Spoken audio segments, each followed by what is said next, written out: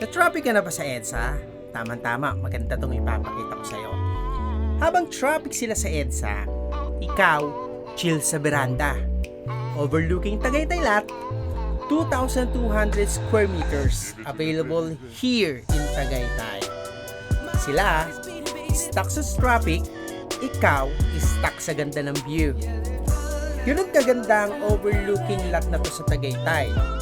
2,200 square meters, tabing kalsada, presko, at puro positive vibes. New Year, pwede kang magtago. Ang maganda pa dito, tabing kalsada na, hindi mo kailangan maglakad ng 300 meters papunta sa Barangay Road. Literal na pagbaba mo ng sasakyan, view agad ang bubungad sa'yo. Kung mapapansin mo rin yung loteng ginawang rest house, nakalapit lang nitong property na to, ipapakita ko mamaya via aerial view. Ito ay may modern design, relaxing ambience, parang Airbnb vibes. Imagine mo to, next Christmas, ikaw naman yung may sariling veranda, nagkakape habang nilalamig, habang ang iba nasa EDSA pa rin, mainit ang ulo. Ayan, nandito na nga pala kami ngayon sa property. Umakyat na kami dito. Papakita ko sa inyo yun, yung ganda ng view. Ayan, yung view na yan, ang ganda, di ba?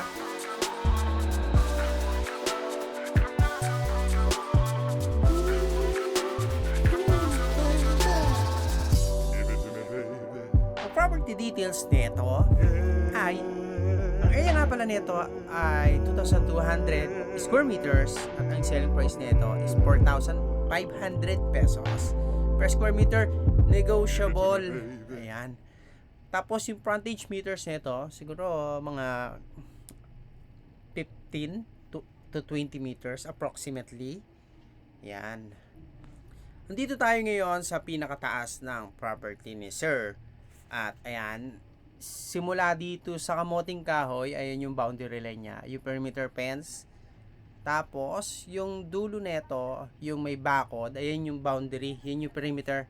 Ito yung sinasabi ko sa inyo na may kalapit na, yung may bakod na pader, ayan yung kalapit bahay na ginawang rest house. Nang, di ko alam kung lawyer or doktora or what. Basta ayan yung kabibili lang last year. Ayan, ang ganda ng property, di ba? Napakalamig, presko. Ito nga pala yung aerial view. Ayan, o, diba? Pinaliparan natin yan dito, simula dito. Ayan, ang ganda. Ang gandang rest house. May tanim din siya. Ikaw, pwede ka rin magtanim. Lagyan mo, kita mo, ayan, o, yung shape niya. Napakaganda. Perfect. Napakaganda. If I were the buyer, I will buy this one. Napakaganda ng shape. Ayan. Tumbyo naman na to mula sa likod papunta sa frontage or papunta sa harap or sa tabing kalsada ng property. Ayan, ito yung Barangay Road. Ayan. At ito naman yung view mula dun sa property. Kita yan, yung bundok na yan.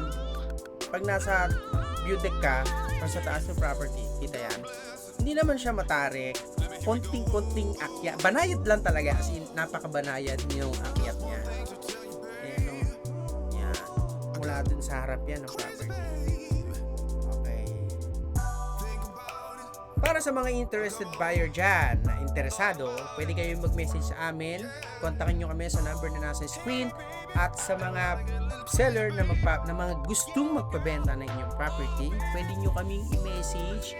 Pwede nyo kami i-follow sa aming YouTube account, Biyahe ni Rainland, at sa aming Facebook page, Rainland PH po. Ayan, maraming salamat po sa inyo. Maraming salamat po sa panunod nyo. Hanggang sa ulitin, see you! Bye-bye!